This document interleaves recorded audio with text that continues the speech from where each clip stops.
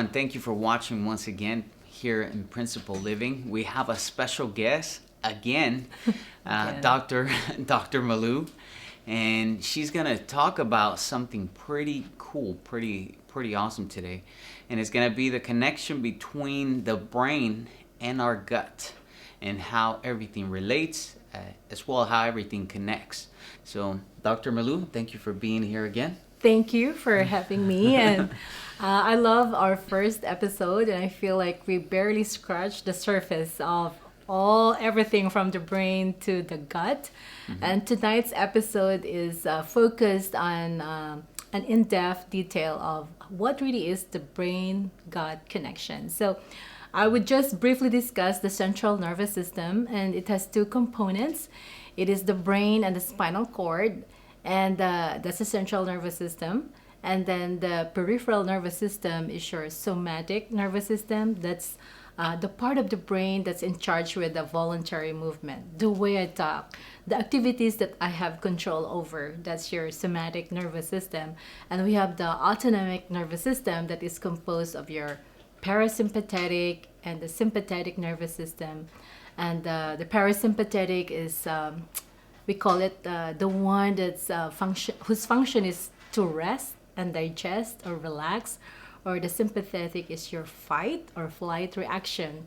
You know, the one that triggers us what to do in case of emergency. Okay, and then we have the enteric nervous system. That's the one that connects, all the nerves in our digestive tract to the brain via the vagus nerve. So, and what is the gut? We've been talking about the gut, but the gut is the part of our body from the mouth to the anus. That's how it is. It's a tube. You have the mouth, and then the esophagus, you have the stomach, you have the small intestine, you have the large intestine. And the moment you actually take a look at the internal part of the small intestines, it has a finger-like structure there. It's called the villi. Well, if you from mouth to the anus, it's about 9 meters. But if you actually spread the surface area of this villi, you know how large it is? It's about the size of the tennis court. Okay, and its function is to just absorb as many nutrients as possible. Okay, and then once we undergo digestion of, like say, the carbohydrate is converted to simple sugar, right? Same with protein, converted to amino acids, and same with your fats or your lipids. It's converted to fatty acids. But not everything is digested by our system. We have the so-called polysaccharides or complex carbohydrates that are not digested. So they're the ones that goes to your large intestine. And thank God for the so-called microbiome. Okay, those are the bacteria inside our digestive tract, inside our gut, that further digest those polysaccharide, those complex carbohydrate, and we produce short chain fatty acid like butyric acid, and these are really good source of energy. So come to think of it, this microbiome, the bacteria in our digestive tract, kind of give a boost on the function of our mitochondria and our cells by giving an extra 30% of energy. So you will see that there is a connection. So our digestive tract to the enteric nervous system, if you take a look at its anatomy, it's actually protruding. The dendrites are protruding in the lumen or in the innermost surface of our cells, making contact with the bacteria and trying to send signals into our brain. And it provokes a reaction. So that's how this microbiome sends signals to our brain through stimulating the enteric nervous system via the vagus nerve and to the brain. And at the same time, the brain also influences our enteric nervous system. So that's the communication. So the question now, what is this microbiome and how do we develop it? So remember when we are babies inside our mother's womb, we're not completely sterile, but almost sterile. We're clean. unless the pregnant mom develops an infection, and whatever bacteria she has, she passes it on to the baby through the placenta. But otherwise, the baby is sterile. There's no bacteria in there. The amniotic fluid and all that, it is sterile. So how does the baby develop the microbiome or her own bacteria in the body? So there's two types. It's either when the baby is delivered vaginally, all the bacteria in the vaginal canal, the baby is being smothered, and so pretty much her microbiome or bacteria is coming from that vaginal canal. So that's how it is. For the cesarean section delivery, they didn't enter the vaginal canal, so their microbiome is composed of the bacteria that they got from the doctor that delivered them, the nurses, whatever microbiome inside the delivery room. That's the component of his or her microbiome. That's why study says that babies that are delivered via C-section have an increased episode of, like, say, asthma and inflammation compared to the baby that's delivered vaginally. Other factors, for example, do you live in the city? Do you live in the country? Who do you live with? Couples and family that they live together in one house, they tend to have a pretty similar, almost similar microbiome. Another thing is the food that you eat. There are food that kind of make the diversity of the microbiome less, and there are food that makes the growth of certain bacteria, like, say, 5 servings of veggie and fruits per day encourage the growth of good bacteria, or it encourage diversity, whereas eating fast food and McDonald's and high fat content food tends to encourage less diversity or more of the growth of the bad bacteria. So you can tell that there is a what you call this, our environment influences the growth of the microbiome. But in further discussion, I will let Warmer ask me question if he has, and then I'll move forward. So, just to go back a little bit to what you were saying, having that in mind of how the microbiome actually gets started, it's very crucial for the mom to know what she's eating in that meantime or that time while she's pregnant, because it can actually affect the kid once the microbiome is getting formed when he's getting delivered. Exactly. Thank you for pointing that out. And so not only the food, just one of them, but also the kind of stress that the mom exhibits during pregnancy. Because remember, when you are stressed, for example, if I'm pregnant and I am stressed, I am dumping all the adrenaline into my baby's system. And these stress hormones can actually alter also the baby's microbiome. If the mother is passing her own microbiome to the baby, then by the time of birth, if ever the baby receives that microbiome from the mom, it is already less diverse. There are studies that show that stress hormone can actually increase the pathogenicity or the virulence of the other bacteria in our tummy. That's why, have you noticed you get sick when you're stressed? That's a time when you get cold. That's a time when you get depressed and all that, because your immune system is low during time of stress.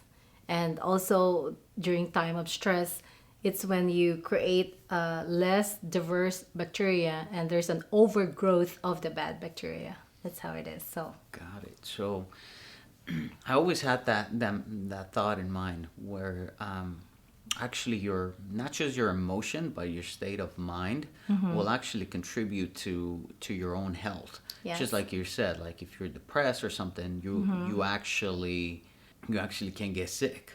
But the more I dive into this and the more information I get, it seems like it's not just the emotion itself, it's actually the reaction you have yes.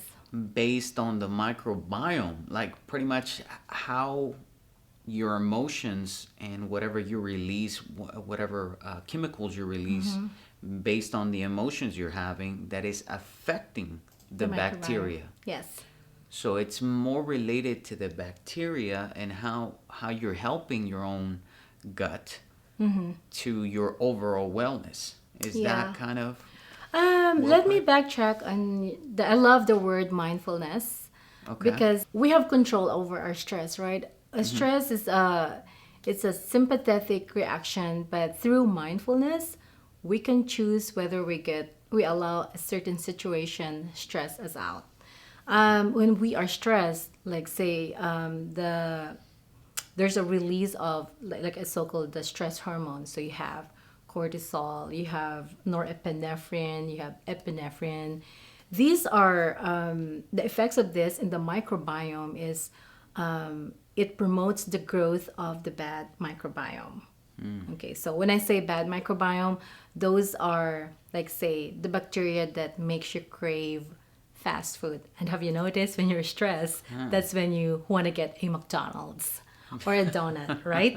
Because it's actually the bacteria, the overgrowth of the bacteria that dictates you to crave for those bad food because that's their food. That's not the food for the good bacteria that we have. And then what happens is when we say microbiome, it's actually the bacteria, the fungi, the protozoans in there. So there are innocent bacteria that doesn't cause disease in there, but in the presence of norepinephrine and their stress hormone, they become virulent, or they are now the innocent bacteria that now causes infection. You see, you have indigestion now, you have tummy pain, you want to vomit, you have headache, you have all this dumping of all these inflammatory cytokines just because you allow that stress to take over. But with the knowledge that we have, then knowing that you're going to alter your microbiome by allowing a stressful situation take over, you can use mindfulness like stress relaxation, like even taking a deep breath. It actually stimulates our vagus nerve, and it's the vagus nerve that makes us relax. So just by being mindfulness of our breathing, for example, relaxes our vagus nerve, and that alone can already alter the microbiome, put it back to balance. Would you say that the bacteria, the bad bacteria in our gut, feeds on the epinephrine? Yes, So- yes. It so- not really feed, but norepinephrine promotes the growth of mostly the bad bacteria. We call it virulent bacteria. Got it. So Yeah.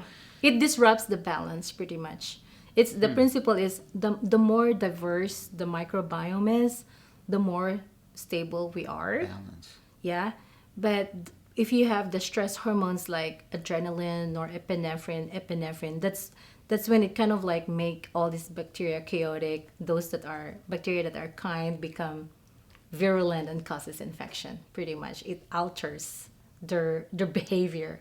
The kind bacteria becomes angry and causes all these migraine headaches, all the high blood pressure when you're stressed, because pretty much all those epinephrine and norepinephrine, they are vasoconstrictor. If your blood vessels normal size is this, it becomes super constricted. So that's the one that triggers high blood pressure or sometimes chest pain or shortness of breathing. So everything is interconnected. That's exactly what I'm kind of the picture that I'm getting. Everything is related, and everything it's a cycle, Yes. because it's pretty much you're getting into a certain emotion, or you're getting into a type of feeling. You're feeling depressed. You're feeling low. Therefore, you're feeding the bacteria. Therefore, the bacteria wants more food, Yes. which actually means you need to eat a donut, or you need to eat something very concentrated of fat, like fat concentrated. Yes. So it's a cycle. It's 'cause cycle. You keep going the same way. You actually mentioned it. I'm supposed to discuss it. It's called the positive reinforcement or the positive feedback loop. But thank you, Doc.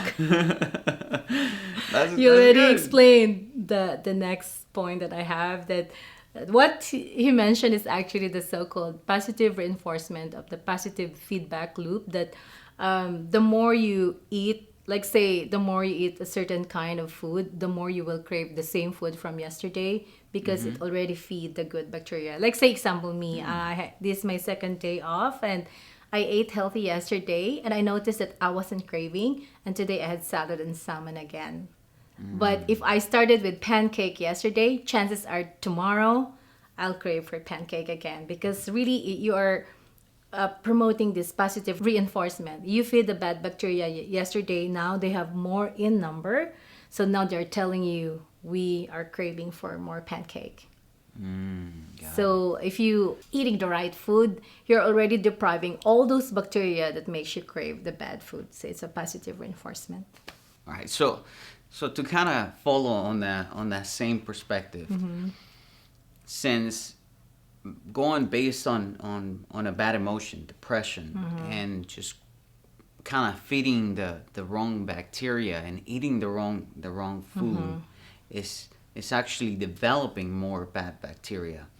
How would you suggest to kind of break out of that habit and be able to switch it around where you actually developing good bacteria? Yeah. Well, something practical we can do is the kind of food that we eat. That's something that we have control over, you know.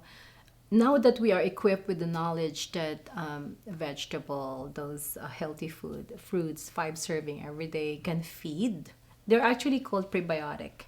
If we are buying a prebiotic from the pharmacy and like in a powder form, the more natural form of that one is the healthy food, like the vegetable. So we classify them as prebiotic because they feed the good bacteria. Now, when you feed the good bacteria, they already outnumber the bad bacteria. Then you have no more craving because remember, it's the bad bacteria that causes the craving for the bad food.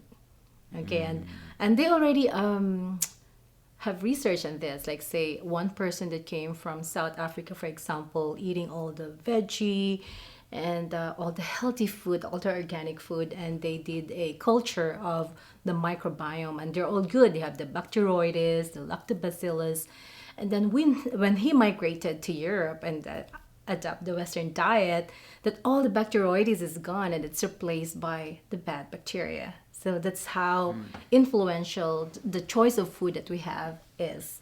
And when it comes to emotion, here's the interesting thing.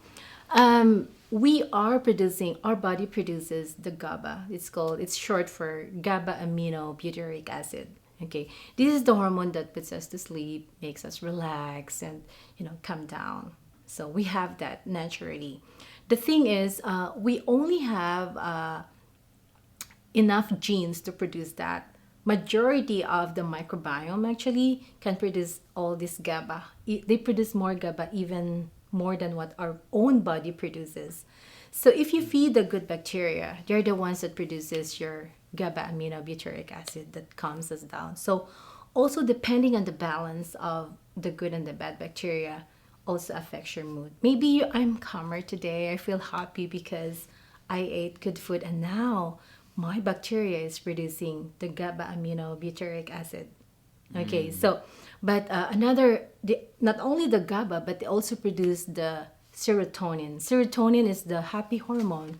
That's why those who are depressed, they take the Prozac because Prozac increases the serotonin in the brain. That's how it is. So this bacteria, our microbiome actually has the ability to produce the serotonin that makes us, upbeat, and we are motivated. We wake up, daily full of joy because of the serotonin that the microbiome produces. So come to think of it, if you're not taking good care or not mindful of your health and taking all the fast food, then you're promoting the bad bacteria. And where is your serotonin now? You wake up grumpy and, like easily irritable. So now you're blaming your husband, for being irritable. No, it's your bacteria. You feed your microbiome with the wrong bacteria. And also the food that we eat. So now we understand that the microbiome, the good bacteria, produces serotonin. But the parent hormone is tryptophan. So you want to help the microbiome by eating, like, say, almond or seaweed. They are rich in tryptophan. That tryptophan is then converted to serotonin. So it's always like helping. You have promoting the growth of the good bacteria through your probiotic, and actually supplementing them with the prebiotic naturally through almond and seaweed. So it's good to know that just by eating the right food can improve our mood. That's just by eating the right food, we can actually cure depression because it's about the microbiome. Got it. Yeah. So the same way that you get into a cycle and going based on like depression and bad Yeah. eating, you can develop a cycle where it actually helps you to feel more feel Yes. better Yeah. and just eating the right food. Yeah. So one thing that I wrote down was if you take care of your bacteria, the bacteria will take care of you. Yes. Kind of thing. Yes. Right? Yes. So it's kind of exactly. like it's kind of Yes, a cycle. it's a cycle. If Got you feed them, let them grow, nurture them, they will nurture you. So it's a symbiotic relationship. I love that. I That's didn't awesome. even realize that. Okay. Thank you. That's Yeah, good. that's That's pretty much same thing with being motivated. Why is it that a lot of people wake up each day motivated to go to work, and how comes a group of people just wanna sleep the whole day and not pursuing their goals? Same thing. There are the bacteria, the microbiome also produces dopamine, even more than the natural dopamine that we produce. And remember, the dopamine is the motivational hormone. That's the one that makes you excited per day, pursuing your goals because of the dopamine.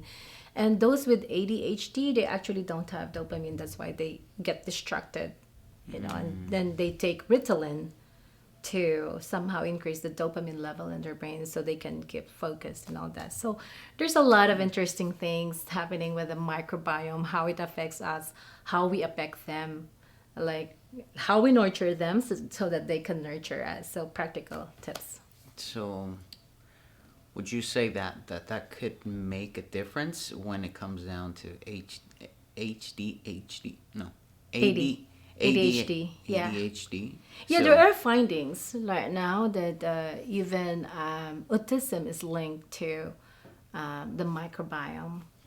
And of course, it's hard. I don't want to really comment on the human level because every research that they did is through the mice. You know how, like say, based on the microbiome, a group of mice that has been timid compared to a group of mice that's been adventurous. They want to get out of their cage, and they're fed a certain diet, and later on they exchange their microbiome through a fecal transplant, and this timid become actually creative and active, and they want to get out and become adventurous, and those that are previously adventurous now becomes shy and timid and doesn't want to get out of their cage. So they actually think like it also affects our behavior, how adventurous we are. There are people they just want to stay home. I don't want to go like zip lining or climb up the mountain and interact with people and social skills. They really think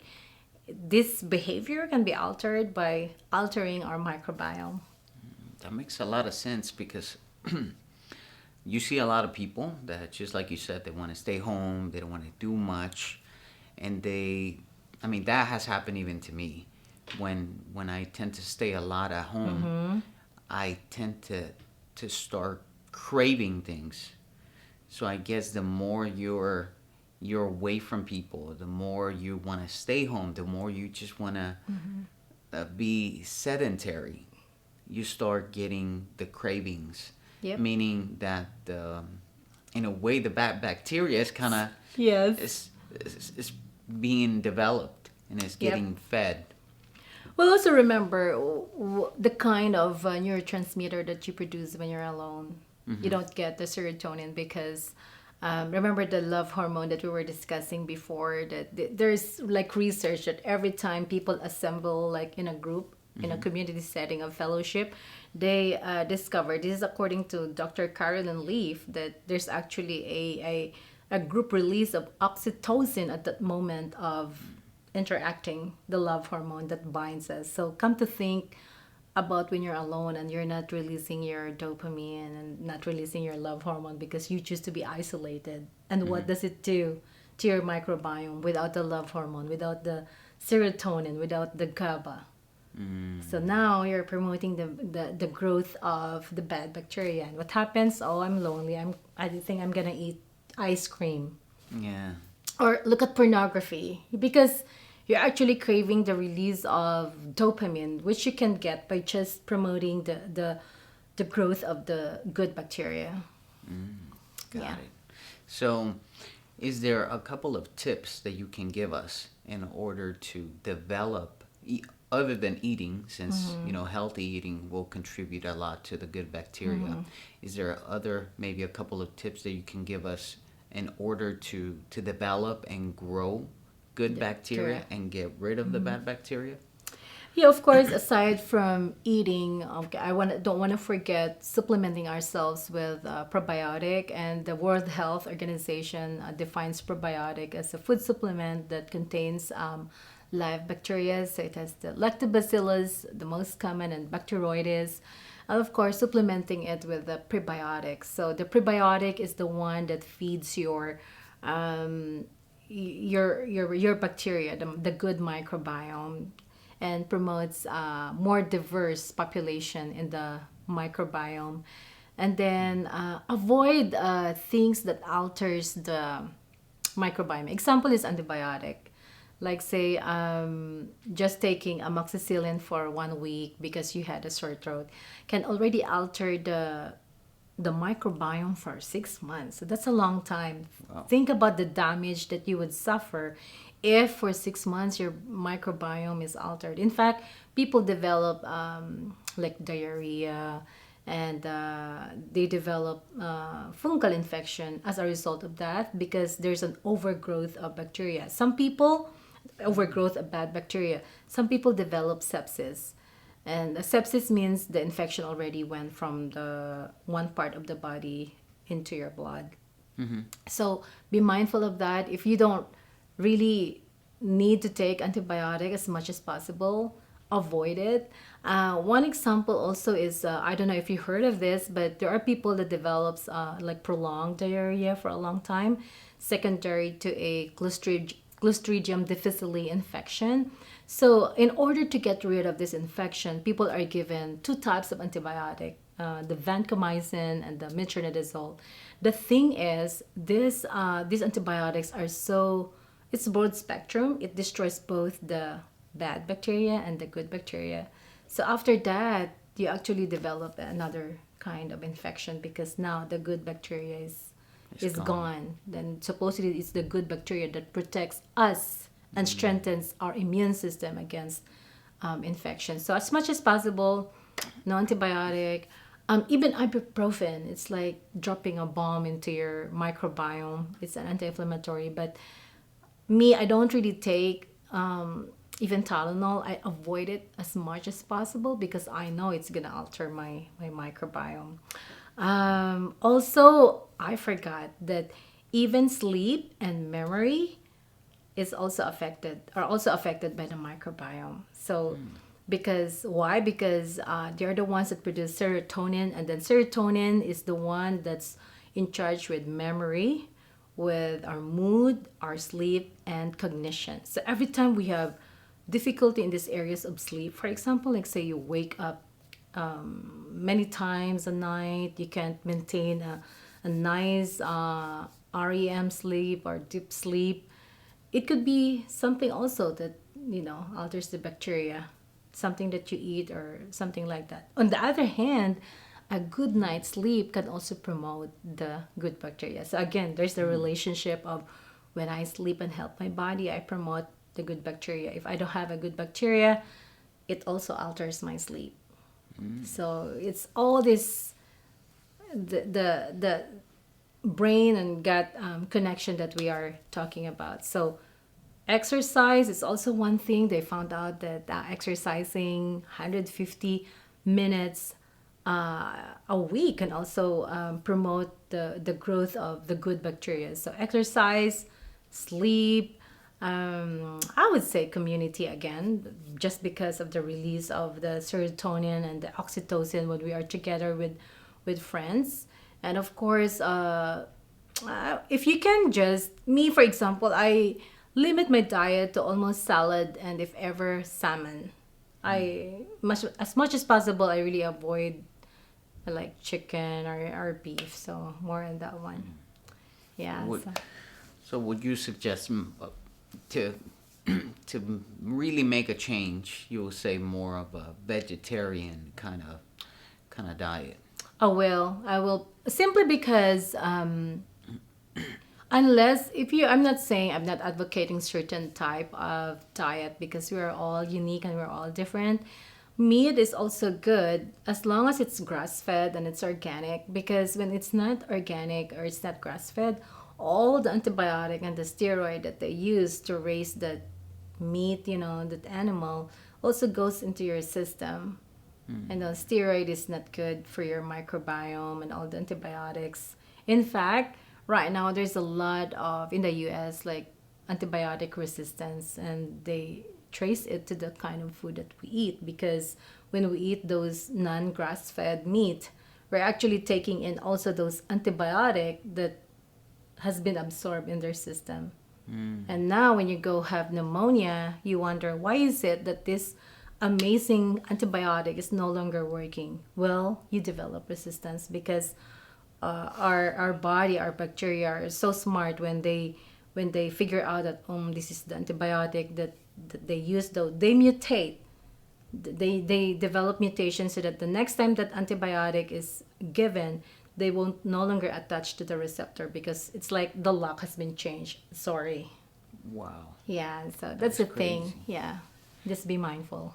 So even eating the the cow or the chicken when it's given this antibiotic, it's contributing to you first of all being sick Yeah. and maybe not having a cure because Yes. you're Yes. getting wow, that is Yeah. crazy. Yeah. That is And crazy. remember, animals also have microbiome, right? So if it's an unhealthy animals, and the way they raise, then once you eat, you're actually absorbing also the microbiome of that unhealthy antibiotic steroid fed animal versus the cage free eating all the organic food. That means when you eat those grass fed chicken and all that, their microbiome is also healthy. Got it. We can kind of understand that pretty much in order to really be healthy and to have a good life has to be it can't be just attacked on one area. It has to be pretty much developed and nurtured, just like you said, on each area of your life. But focusing on everything that you do, focusing on how you're feeding each area. Yeah. That therefore it kind of revolves into a cycle that makes everything better. That your gut is correct. Yes. Therefore your mind is good. Therefore your body is good. So developing the right diet with the right exercise and the right eating can then give you enough good bacteria that can nurture your body to be better Yeah. daily. Yes. Is that You already summarized it. no? So, But so if you can kind of wrap everything up, if you can yeah. give us a little bit more of what we should maybe do. Yeah, well, the saying that we are what we eat is it's really true. I mean, and there is I'm glad that there's a movement of even the traditional medicine acknowledging the importance of the microbiome. And in fact, even in Kaiser, they give these babies and toddlers, the probiotic because they recognize the importance of a good microbiome. So, just by our teaching tonight, I hope that you just got the basic that we have a control over about the kind of bacteria that we grow. It's totally our responsibility. And just like what Warmer said, if you do that, then it's also a symbiotic relationship. That bacteria, the good microbiome will also take care of us. And so again, the how we train our mind, our mindset is very important, because once we have trained our mind, having the good attitude and behavior, controlling stress, then we're almost like, wow, really have control over the kind of bacteria that's growing right now, or refuse to be stressed out just because, is it really worth it that I'm gonna destroy my microbiome by letting myself stressed, right? So we have control over that, and the kind of food, the choices of food that we have, the more food that healthier food that we eat, the more we we stave off or starve the bad bacteria and promote the growth of good bacteria, and think about the anxiety and the depression that will be cured just because you've nurtured the good bacteria. And now they're just producing the natural GABA, they're just producing the dopamine that makes us motivated, they're just producing serotonin that makes us happy. So everything is connected.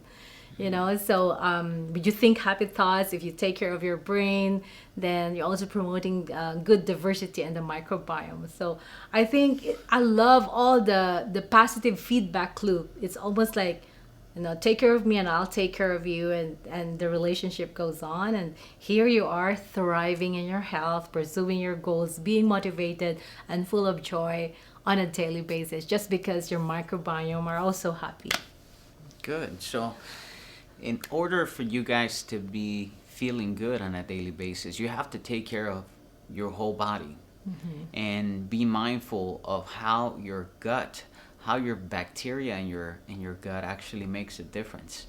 And that's why we had Dr. Malou today. She's well knowledgeable, and she's giving us a lot of good information. So hopefully this information will help you guys to just have a better life, have more mind, and be mindful, just like she said, of what you're eating, what you're doing daily, and pretty much your environment of what you're around. So take this in consideration. If this is something that helped you guys, make sure you subscribe, hit like, and if you have any questions or anything that you would like to ask her, feel free to reach out to us and let us know what would be something that you will be interested in, or you have a question about. We'll be more than happy to help. And once again, Dr. Malou, we thank you for being here. Thank you for having me.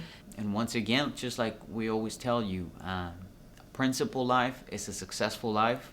And hopefully this principles and this information is actually helping you guys to become a better person. So thank you guys for being here. Thank you, Dr. Malou. Thank you so much. And thank you guys for watching. Thank you for watching.